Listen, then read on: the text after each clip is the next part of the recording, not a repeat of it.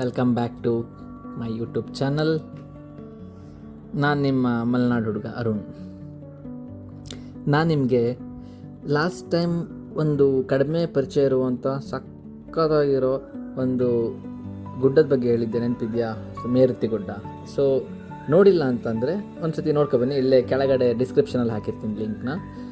So ಅದೇ ಥರನೇ ಇವತ್ತು ಈ ವ್ಲಾಗಲ್ಲಿ ನಾನು ಕಡಿಮೆ ಪರಿಚಯ ಇರುವಂತಹ ಮತ್ತೊಂದು ಫಾಲ್ಸ್ ಬಗ್ಗೆ ಹೇಳಕೊಟ್ಟಿದ್ದೀನಿ.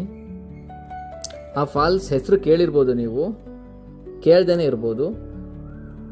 ಈ ಫಾಲ್ಸ್ ಬಂದುಬಿಟ್ಟು ನೇತ್ರಾವತಿ ಪೀಕ್ ಹತ್ರ ಬರುತ್ತೆ. ಸೊ ನೇತ್ರಾವತಿ ಪೀಕ್ ಎಲ್ಲಿದೆ ಅಂತ ಗೊತ್ತಿದೆಯಲ್ಲ ಯೂಶ್ವಲಿ ನಿಮಗೆ. ಸೊ ಅದು ಬಂದುಬಿಟ್ಟು ಕಳಸ ತಾಲೂಕಿನ ಸಂಸೆ ಹತ್ರ ಬರುತ್ತೆ. ಬಟ್ ಆದರೆ ಈ ಪ್ಲೇಸ್ ಬಂದುಬಿಟ್ಟು ಕಳಸ ತಾಲೂಕಿಗೆ ಸೇರಲ್ಲ. ಸೊ ಯಾರಪ್ಪ ಇವನು, ಕಳಸ ಹತ್ರ ಬರುತ್ತೆ, ನೇತ್ರಾವತಿ ಪೀಕ್ ಹತ್ರ ಬರುತ್ತೆ, ಕಳಸ ತಾಲೂಕಿಗೆ ಸೇರಲ್ಲ ಅಂತವನೇ, ಏನು ಬರೀ ಮುಗ್ಲೇ ಬಿಡ್ತವನ ಅಂತ ಅನ್ಕೋಬೇಡಿ. ನಿಜವಾಗ್ಲೂ ಈ ಫಾಲ್ಸ್ ಹೆಸರು ಬಂದ್ಬಿಟ್ಟು ಎಳ್ನೀರು ಫಾಲ್ಸ್. ಇದು ಬಂದ್ಬಿಟ್ಟು ಬೆಳ್ತಂಗಡಿ ತಾಲೂಕಿಗೆ ಸೇರುತ್ತೆ. ಏನಕ್ಕೆ ಅಂತಂದರೆ ಈ ಫಾಲ್ಸ್ ಬಂದ್ಬಿಟ್ಟು ಇನ್ ಬಿಟ್ವೀನ್, ಅಂದರೆ ಬೆಳ್ತಂಗಡಿ ಮತ್ತು ಕಳಸ ಎರಡರೂ ಬಾರ್ಡ್ರಲ್ಲಿ ಬರುತ್ತೆ. ಬಟ್ ಜಾಸ್ತಿ ಬಂದ್ಬಿಟ್ಟು ಬೆಳ್ತಂಗಡಿಗೆ ಇರೋದ್ರಿಂದ ಬೆಳ್ತಂಗಡಿ ತಾಲೂಕಿಗೆ ಸೇರುತ್ತೆ. ಸೊ ಆಮೇಲೆ ಈ ಫಾಲ್ಸಿಗೆ ಎಳ್ನೀರು ಫಾಲ್ಸ್ ಅಂತ ಯಾಕೆ ಕರೀತಾರೆ ಅಂತ ಅಂದರೆ, ಈ ಫಾಲ್ಸು ಅಲ್ಲಿ ನೀರು ಹರ್ಕೊ ಬರುತ್ತಲ್ವ, ಅದು ಎಳ್ನೀರು ಅಷ್ಟೇ ಪ್ಯೂರಿಟಿ ಇದೆ ಅಂತ, ಶುದ್ಧತೆ ಇದೆ ಅಂತ ಹೇಳ್ತಾರೆ. ಬಟ್ ಇವನು ಯಾರಪ್ಪ, ಇವನು ಎಳ್ನೀರಷ್ಟೇ ಶುದ್ಧತೆ ಇದೆ ಅಂತಲೇ ಈ ವಿಡಿಯೋದಲ್ಲಿ ನೋಡಿದ್ರೆ ಈ ಥರ ಕೆಸರು ನೀರು ಕಾಣಿಸ್ತಾ ಇದೆ ಅಂತ ಬೈಕೋಬೇಡಿ. ಏನಕ್ಕೆ ಅಂತಂದರೆ ನಾನು ಹೋಗಿರೋದು ಮಳೆಗಾಲದಲ್ಲಿ, ಮಳೆ ಬರ್ತಾ ಇದೆ. ಸೊ ಅದರಿಂದ ನಿಮಗೆ ಕೆಸರು ನೀರು ಥರ ಕಾಣ್ತಾ ಇರ್ಬೋದು.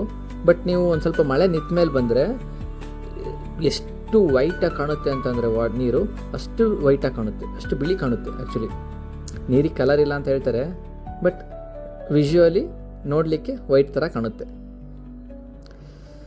ಸೊ ಇದು ನನ್ನ ಇನ್ನೊಂದು ಸಸ್ಪೆನ್ಸ್ ಪ್ಲೇಸ್ ಆಗಿತ್ತು, ಕಡಿಮೆ ಪರಿಚಯ ಪ್ಲೇಸ್ ಆಗಿತ್ತು. Okay bye. ಮುಂದಿನ ದಿನಗಳಲ್ಲಿ ಇನ್ನೂ ಹೆಚ್ಚಿನ ಕಡಿಮೆ ಪರಿಚಯ ಇರುವಂತಹ ಚೆನ್ನಾಗಿರೋ ಪ್ಲೇಸ್ನ ಎಕ್ಸ್ಪ್ಲೋರ್ ಮಾಡಿ ಅಪ್ಲೋಡ್ ಮಾಡ್ತೀನಿ.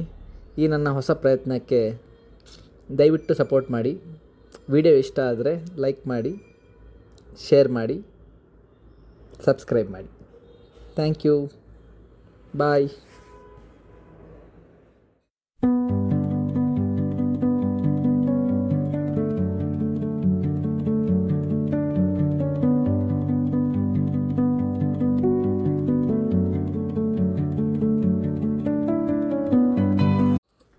Welcome back to my YouTube channel. ನಾನು ನಿಮ್ಮ